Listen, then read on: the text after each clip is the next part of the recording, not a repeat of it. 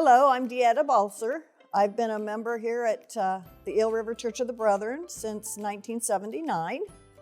I'm currently treasurer, but I've served on church board. I'm chorister. I've spent lots of times with children.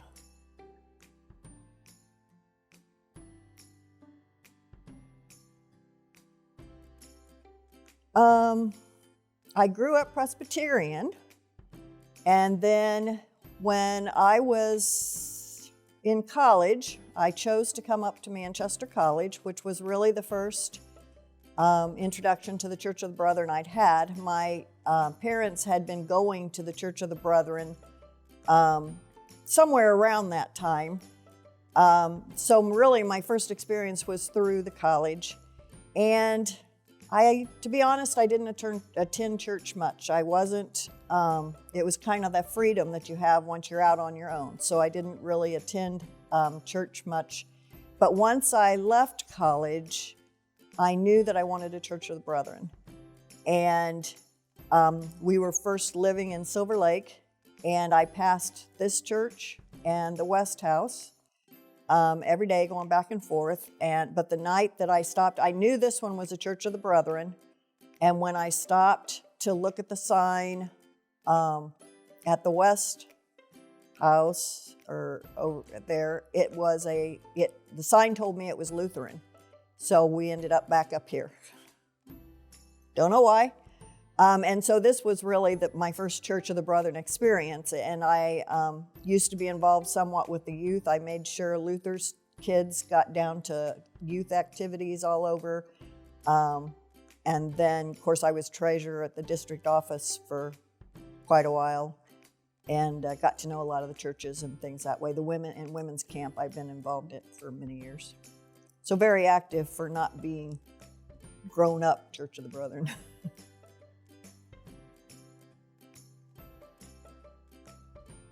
Yes, Great is Thy Faithfulness has to be my favorite hymn.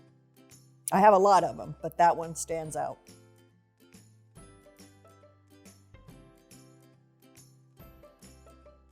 There again, growing up, I was not a cat person. I was a dog person. Was finally able to get a German Shepherd when I was in college. My parents, we got one. And then I had quite a few dogs through there, staying in college and off and on. We would lose them quite regularly. And there were always cats around, and my sister really liked cats. But once we got married, we ended up getting a dog at one of the rentals where we rented for a while. They were going to put her down, and we said no, we'd take her. And then we were only there about 6 months, so then we asked about keeping her, and he said, yes, please take her. And we had Lucy for 15 of her 18 years. But then once we had to put her down, I really missed having a pet of some kind, and we had by then were there on State Road 13 where we were, and we just didn't think it was feasible to have a dog. So we started with cats. Dad had a late litter of kittens, so we went down and got 2 males, and we named them Salt and Pepper. And then we got a stray from town. A little kitten was found in a dumpster, and so we named that one Spice. And we had all of them. They lived about 18 years. And then we got my mother's cat in there, and she was an older cat when we got her. And then we've got the 7 that I have now. But Pepper, that first little kitten that we got from my dad, he and I just bonded so well. And so he was really on, and still on my hat. I've got a couple of the kittens that we have right now remind me a lot of Pepper. So he was my favorite, yep.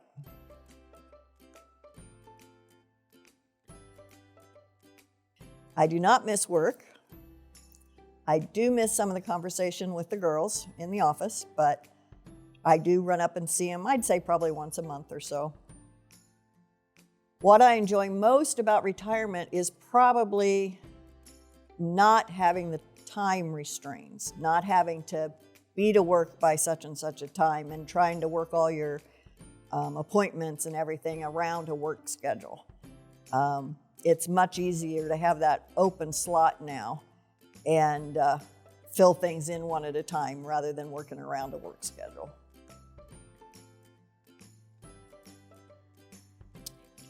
This was the hardest question because we've been on a lot of trips. We decided early on that we weren't going to wait necessarily until we retired to do our traveling. The one that keeps coming back is the one that we did just a few years ago to about 7 of the state national parks out west. It was a bus trip, and it was just beautiful. And that's what I find, when I think about my trips, it's basically the nature. Yes, I enjoy being around other people and sharing, of course, with Sam and friends, but it's what I see in nature that stands out, and it's never disappointed me. So no matter where I go, it's just beautiful. Yes, we've had cold days. One of the best trips was up in Moab, and it was freezing cold when we were up early in the morning. We were taking photos of sunrises and sunsets in late October, early November. So it was downright cold, which I am not a cold person, but the scenery was just beautiful. So, my ideal place is give me some sand and the motion of the ocean or the Gulf. I really like the Gulf Coast, but you can't beat the mountains out west and some of the rocks, and I really like Arizona, the cactus. So New Zealand, Australia, we loved. Hawaii's got its points. So we've been a lot of places, and I can't think of any that I really wouldn't go back. We thought we were when we first got married, we thought Sam was gonna have a job in, I think it was North Carolina, and my mom threw such a fit that we didn't pursue it. So up north was about as far as she'd let me come, but she didn't want the thought of us leaving the state. It was just more than she could take, so.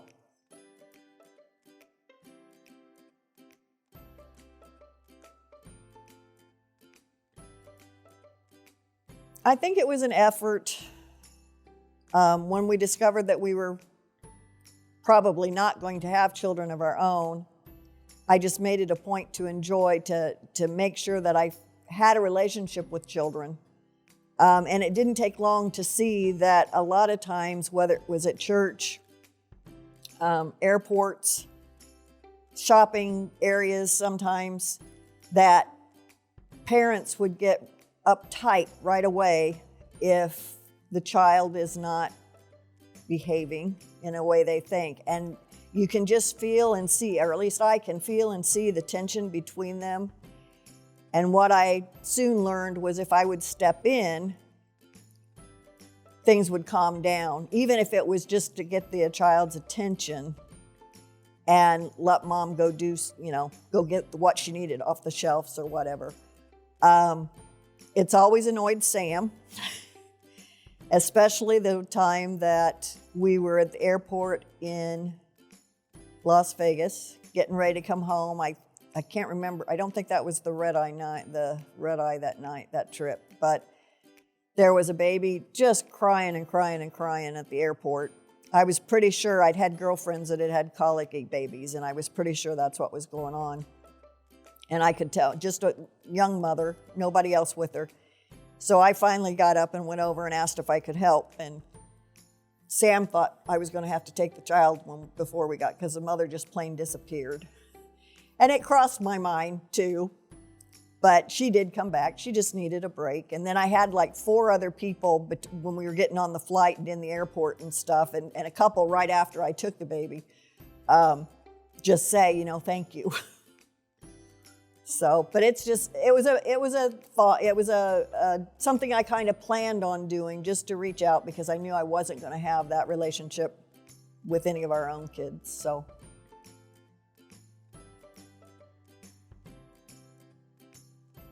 probably 4, 5, I guess, if I count the women's camp. So about 5. I've been treasurer here at the church and am currently. I was treasurer for 10 years or so at district office for the denomination here, South Central.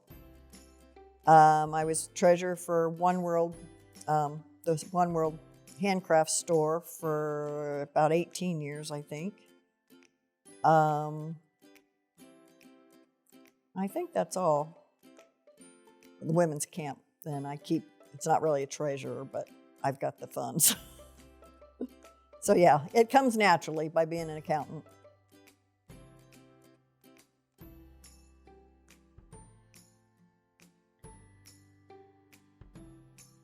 Sam did not have the Corvette. He got the Corvette, let's see, I think it's a 2017. That was his retirement gift to himself that I actually didn't know anything about until he was making arrangements to go pick it up in April. He was asking me when in April I'd be done with the tax season so we could go to Kentucky, and I wanted to know why we were going to Kentucky. And he said he had something to pick up. Well, right away, I knew he had ordered a Corvette. So that was fine. So we've only had it about 3 years. And I do appreciate it. I do really like it. I do enjoy. We took it last summer. I think we were out almost every day for an hour or so. There again, we didn't buy it to sit in the garage. He didn't buy it to sit in the garage. We've taken it for week trips. They do what they call a Kentucky one lap, where we station ourselves in a town in Kentucky, and then we use that as a center point and go explore. Get to drive fairly fast. There's a Kentucky State police officer that leads the group, actually. So, but I will admit, I've been to more car shows than I care to go to. We're going back. He's already got some things scheduled for this year coming up, and some of them I just am not real thrilled to do, but isn't that what marriage is about? And yes, I hold it over him every now and then, and I will say, okay, we've done so many car shows, it's time for me to go shopping in some foo-foo stores, and if he wants to come, fine, if not. So I appreciate it, yeah. And like I said, I do enjoy going on the rides, and it's a way, and the car, we get a lot of comments on it, and we get to talk to people. So overall, it's been a good thing, but it wasn't in the plan that I had heard about all these years when we were going to retire, so it's kind of a joke that way, but it's been fun.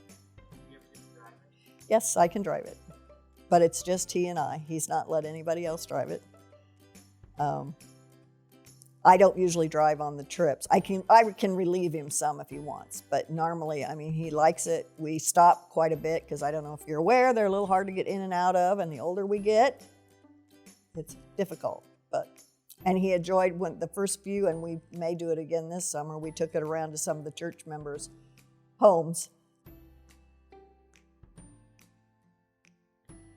Just that I always felt like, because of the way I found Eel River, that there was a reason I was supposed to be here. And for years, I kept looking for that, thinking, what is it that I'm bringing to Eel River? And then at some point, I decided that, you know what? Maybe it's what Eel River was to bring to me. And I totally see, with my family all being not far like yours, but over an hour away, this has become my family up here, and I really appreciate it.